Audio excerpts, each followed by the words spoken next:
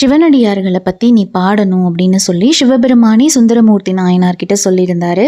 சுந்தரமூர்த்தி நாயனாரும் இந்த சிவனடியார்களை பாடியிருந்தார். அதை தான் நம்ம திருத்தொண்டர் தொகை அப்படின்னு சொல்கிறோம். சுந்தரமூர்த்தி நாயனாருடைய வரலாறான தடுத்தாட்கொண்ட புராணத்தை 2 வீடியோவாக நான் நம்ம சேனலில் போட்டிருக்கேன். பார்க்காதவங்க பார்த்துட்டு வந்துடுங்க. இன்னைக்கு அந்த 63 நாயன்மார்களில் சுந்தரர் முதலாவதாக வைத்து பாடின திருநீலகண்ட நாயனாரை பற்றி தான் பார்க்க போகிறோம். நம்ம தமிழகத்தில் நிறைய திருத்தலங்கள் இருந்தாலும் ரொம்ப முக்கியமான திருத்தலங்களில் ஒன்று சிதம்பரம் நடராஜர் கோவில். தில்லை அப்படின்னும் சொல்லலாம். இந்த தில்லையில் தோன்றியவர் தான் திருநீலகண்ட நாயனார். மண்பாண்டங்கள் செய்யறது தொழிலாக வச்சிருந்தாரு. யாரை பார்த்தாலும் திருநீலகண்டம் திருநீலகண்டம்னு சொல்லிட்டே இருப்பாராம். எதுக்காக அப்படின்னா, தேவர்கள் பார்க்கடலை கடையும் போது வாசுகி அப்படின்ற பாம்புடைய நஞ்சு அந்த கடல்ல கலந்திருக்கும். தேவர்கள் போய் சிவபெருமான் கிட்ட சொல்லுவாங்க. சிவபெருமான் மற்ற உயிர்களை காப்பாத்துறதுக்காக அந்த நஞ்சை அவர் எடுத்து குடிச்சிருப்பாரு.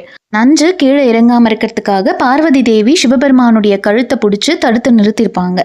அந்த நஞ்சும் சிவபெருமானுடைய கண்டத்திலேயே தங்கி இருக்கும். நஞ்சுண்ட காரணத்தினால சிவபெருமானுடைய கழுத்து நீல நிறமா மாறிடும். அதனாலதான் அவருக்கு திருநீலகண்டன் அப்படின்ற ஒரு பெயரும் இருக்கு. இந்த கதையை எல்லார்கிட்டையும் சொல்லி திருநீலகண்டம் திருநீலகண்டம்னு சொல்லிட்டே இருப்பாராம் திருநீலகண்ட நாயனார். இதனால எல்லாரும் இவரை திருநீலகண்ட நாயனார் அப்படின்னு சொல்லிட்டே இருப்பாங்க. அதனால அவருடைய உண்மையான பெயரே மறந்து அவருக்கு திருநீலகண்ட நாயனார் அப்படின்ற பெயரே வந்துருச்சு. ஒரு முறையும் மண்பாண்டங்கள் செய்யறதுக்கு முன்னாடி ஒரு திருவோடு செஞ்சு எடுத்து வைப்பாராம் தனியா. யாராச்சும் சிவனடியார்கள் அந்த திருவோடை இலவசமா கொடுத்து மண்பானைக்கு மட்டும் காசு வாங்குவாராம். இவரும் இவர் மனைவியும் சந்தோஷமா இல்லற வாழ்க்கையை நடத்திட்டு வந்தாங்க. இவர் என்னைக்குமே பொய் சொல்ல மாட்டாராம், உண்மையை மட்டும்தான் பேசுவாரு. அதனாலேயே இந்த ஊர் மக்கள் இவர் மேல நல்ல மரியாதை வச்சிருந்தாங்க. தப்பே பண்ண மாட்டாரான்னு கேட்டா கிடையாது. தப்பே பண்ணாம இருக்கிறதுக்கு இங்க யாரும் கடவுள் கிடையாது. எப்பேற்பட்ட மனுஷனா இருந்தாலும் ஏதாச்சும் ஒரு தப்பு பண்ணுவாங்க. அதே மாதிரிதான் இவரும் சிற்றின்பத்துல மூழ்கிடுறாரு. அந்த சிற்றின்ப எண்ணம் அதிகமானதுனால இவர் ஒரு தவறான வழியில விலைமகளை நோக்கி போயிடுறாரு. ஒரு நாள் அந்த விஷயம் அவங்க மனைவிக்கு தெரிஞ்சிருச்சு. எந்த ஒரு கணவனும் மனைவிக்கு பண்ணக்கூடாத ஒரு துரோகத்தை இவர் பண்ணிட்டாரே அப்படின்னு அவங்க தாங்கிக்கவே முடியல. அவங்க பயங்கரமா கத்துறாங்க, சண்டை போடுறாங்க. இவரும் ஒத்துக்கிறாரு, பொய் சொல்லலை, ஆமாம் நான் பண்ணது தப்பு தான் அப்படின்னு சொல்லி மன்னிப்பு கேட்குறாரு. ஆனால் அவங்க மனைவி அதை ஒத்துக்கல. எந்த ஒரு பொண்ணாலையும் இந்த விஷயத்த தாங்கிக்க முடியாது இல்லையா. அவர் அவர் மனைவி கிட்ட போறாரு, கையை பிடிச்சி மன்னிப்பு கேட்கலாம் அப்படின்னு. அவங்க மனைவி பின்னாடி போயிட்டு, எம்மை தொடாதீர் திருநீலகண்டத்தின் மீது ஆணை அப்படின்னு சொல்லிடுறாங்க. தமிழ் மொழியில எம்மை அப்படின்ற சொல் பன்மையை குறிக்கும். அவங்க அப்படி சொன்ன உடனே இவர் என்ன சொல்றாரு அப்படின்னா, என் உயிருக்கும் மேலாக நான் நினைக்கிற சிவபெருமான் மேலேயே நீ சத்தியம் பண்ணி எம்மை தீண்டாதீர்னு சொல்லியிருக்க. அதனால ஒன்றை மட்டும் இல்லை, உன்னுடைய பெண் இனத்தையே நான் இனிமே மனதளவில் கூட நினைச்சு பார்க்க மாட்டேன் அப்படின்னு சொல்லிட்டு சத்தியம் பண்ணிடுறாரு. அந்த நிமிஷத்துல இருந்து அவருடைய மனைவி அப்படின்ற எண்ணத்தை கூட அவர் தூக்கி எறிஞ்சிட்டாரு. 2 பேரும் ஒரே வீட்டில் தனித்தனியாக வாழ ஆரம்பிக்கிறாங்க. அவங்க மனைவியும் அவர் என்னதான் தப்பு பண்ணியிருந்தாலும் அது யாருக்கும் சொல்லாமல் அவங்களுடைய கடமையை அவங்க சரியாக செஞ்சுட்டு வந்தாங்க. அப்படியே காலங்கள் போய் இவங்களுக்கு வயசும் ஆயிடுச்சு. ஒரு நாள் ஒரு வயசான சிவனடியார் வீட்டு வாசல் முன்னாடி இவங்களை கூப்பிடுறாரு. பட்டை ருத்ராட்சம்லாம் போட்டு விபூதி வாசனை அடிச்சுச்சான் அவர் மேலே. பார்க்கறக்கே ரொம்ப தெய்வீகமாக இருந்தாராம். திருநீலகண்ட நாயனாருக்கு சிவனடியாரை பார்த்த உடனே சந்தோஷமாயிடுது.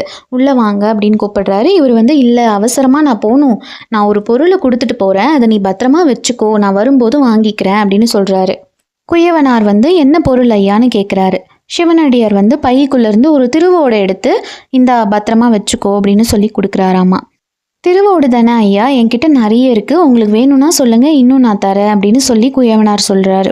அதுக்கு அந்த சிவனடியார் சொல்கிறாரு, இல்லை உங்ககிட்ட இருக்கிற திருவோடு மாதிரி இது கிடையாது, விலை மதிப்பே இல்லாதது, இதில் என்ன போட்டாலும் நமக்கு அதிகமாக கிடைக்கும் அப்படின்னு சொல்கிறார். சரிங்க ஐயா, நீங்கள் பத்திரமா போயிட்டு வாங்க அப்படின்னு சொல்லி அவரை வழி அனுப்பி வச்சுட்டு குயவனார் இதை எடுத்துகிட்டு போய் உள்ள ஒரு பெட்டியில் போட்டு மூடி வைக்கிறாரு. கொஞ்ச நாள் கழித்து திரும்ப வந்த சிவனடியார் குயவனாரை கூப்பிட்டு என்னோட திருவோட்டை எடுத்துகிட்டு கொடுப்பா அப்படின்னு சொல்கிறாரு. குயவனாரும் வீட்டுக்குள்ளே போய் எந்த பெட்டியில் வச்சாரோ அந்த பெட்டியை திறந்து பார்க்குறாரு. அந்த திருவோடு இல்லை. உடனே இவருக்கு பதட்டம் ஆயிடுது. வீடு ஃபுல்லாக தேடுறாரு. இவர் தேடுறதை பார்த்து அவர் மனைவி ஒரு பக்கம் தேடுறாங்க, எங்கேயுமே கிடைக்கல. உடனே 2 பேரும் சிவனடியார்கிட்ட போய் மன்னிப்பு கேட்குறாங்க. ஐயா, நீங்கள் கொடுத்த பொருள் தொலைஞ்சு போச்சு, நான் ஒரு பெட்டியில் தான் பத்திரமா வச்சுருந்தேன், ஆனால் இப்போ அதை காணோம், என்னை மன்னிச்சிருங்க, அதை விட நல்ல திருவோடா ரொம்ப வருஷம் தாங்குற மாதிரி நான் இப்போவே ஒன்று உங்களுக்கு செஞ்சு தரேன் அப்படின்னு சொல்கிறாரு. உடனே இதை கேட்டு அந்த சிவனடியாருக்கு பயங்கரமாக கோபம் வந்துடுது. யாருக்கு வேணும் உன் திருவோடு? எனக்கெல்லாம் தெரியாது. என்னுடைய திருவோடு இப்போ வந்தாகணும். நீ அதை திருடி வச்சுட்டு பொய் சொல்ற, நீ நடிக்கிற அப்படின்னு சொல்லி பயங்கரமா திட்டுறாரு. ஐயோ, அப்படியெல்லாம் பெரிய வார்த்தை பேசாதீங்க ஐயா. நான் யார் பொருளுக்கும் ஆசைப்பட மாட்டேன். என்கிட்டயே இருக்கும்போது நான் ஏன் இன்னொருத்தர் பொருளுக்கு ஆசைப்படணும்? நான் உங்க திருவோடு அந்த பெட்டியில தான் வச்சேன். அது எங்க போச்சுன்னு தெரியல ஐயா.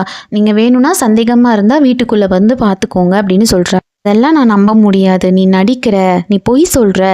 இந்த ஊரில் இருக்கிற எல்லாரும் முன்னாடியும் உன்னை நிற்க வச்சு என்னுடைய திருவோட வாங்காம நான் போக மாட்டேன் அப்படின்னு சொல்லி அந்த பெரியவர் சொல்றாரு. உடனே குயவனார் மனைவியும் கெஞ்சுறாங்க, ஐயா என் கணவர் அப்படிப்பட்டவர் கிடையாது. நானும் தான் பார்த்தேன், அவர் அந்த பெட்டியில தான் வச்சாரு. அதுக்கப்புறம் நானும் எடுக்கல, அவரும் எடுக்கல. அவர் அந்த மாதிரியெல்லாம் கிடையாது அப்படின்னு சொல்றாங்க. சரிம்மா, நீங்க எடுக்கல அப்படின்னா உங்க குழந்தைங்களை வர சொல்லி அவங்க மேல எனக்கு சத்தியம் பண்ணி கொடுங்க அப்படின்னு சொல்றாரு. அதுக்கு குயவனாரும் அவங்க மனைவியும், ஐயா எங்களுக்கு குழந்தைங்க இல்லை அப்படின்னு சொல்றாங்க. சரி, அப்போ 2 பேரும் என் கூட வந்து குளத்துல மூழ்கி எல்லாரும் முன்னாடியும் நாங்கள் எடுக்கலை அப்படின்னு சொல்லி சத்தியம் பண்ணி கொடுங்க அப்படின்னு சொல்லி கூட்டிட்டு போறாரு. குளத்துக்கிட்ட எல்லாரையும் வர சொல்லி இவங்க 2 பேரும் திருவோட எடுத்து வச்சுட்டு தரமாட்டுறாங்க. நீங்க தான் வாங்கி கொடுக்கணும் அப்படின்னு சொல்றாரு. ஏன் நீங்க தப்பா புரிஞ்சிட்டு இருக்கீங்க? நீங்க சொல்றது நாங்க ஒத்துக்கிறோம். உங்களுடைய பொருள் வந்து காணோம் அப்படின்றது நாங்க நம்புறோம். ஆனா அது திருநீலகண்ட நாயனார் தான் எடுத்திருப்பாரு அப்படின்னா நாங்க நம்ப மாட்டோம். எத்தனையோ வருஷமா அவர் எத்தனையோ திருவோடுகளை சிவனடியார்களுக்கு இலவசமா கொடுத்துட்டு வராரு. அவர் போய் எப்படி உங்களோடது எடுப்பாரு அப்படின்னு கேட்குறாங்க. அதுக்கு இவர் வந்து இல்ல அதுல இருந்த ரகசியம் எல்லாம் நான் இவனுக்கு சொல்லிட்டேன், அதனால இவன் தான் எடுத்திருக்கான், இவன் பேராசைப்பட்டு தான் எடுத்திருக்கான்னு சொல்றாரு. அவங்க 2 பேருடைய கையை ஒருத்தர் மாற்றி ஒருத்தர் பிடிச்சிட்டு குளத்துல மூழ்கி சத்தியம் பண்ணி கொடுக்க சொல்லுங்க, அதுக்கப்புறம் நான் நம்புறேன் அப்படின்னு சொல்றாரு அந்த பெரியவர். சரி, சத்தியம் தானே, பண்ணி கொடுத்துருங்க ஐயா அப்படின்னு சொல்லி மக்கள் எல்லாம் திருநீலகண்ட நாயனார்கிட்ட சொல்றாங்க. ஆனால் குயவனாருக்கும் அவங்க மனைவிக்கும் நடந்தது வந்து அவங்க 2 பேருக்கு மட்டும்தான் தெரியும். அவரை வந்து எம்மை தீண்டாதீர் அப்படின்னு சொல்லிட்டாங்க அவங்க மனைவி. இவரும் அதுலேருந்து யாரையும் நினச்சி கூட பார்க்கறதில்ல. இத்தனை வருஷம் அப்படியே தான் வாழ்ந்திருக்காரு. இந்த விஷயங்கள் எல்லாம் அவரால் வெளியே சொல்ல முடியாது இல்லையா? அதனால ஒரு குச்சியை எடுத்து மனைவியை வந்து ஒரு பக்கம் பிடிக்க சொல்லிட்டு இவர் ஒரு பக்கம் பிடிச்சிட்டு முழுக போறாரு.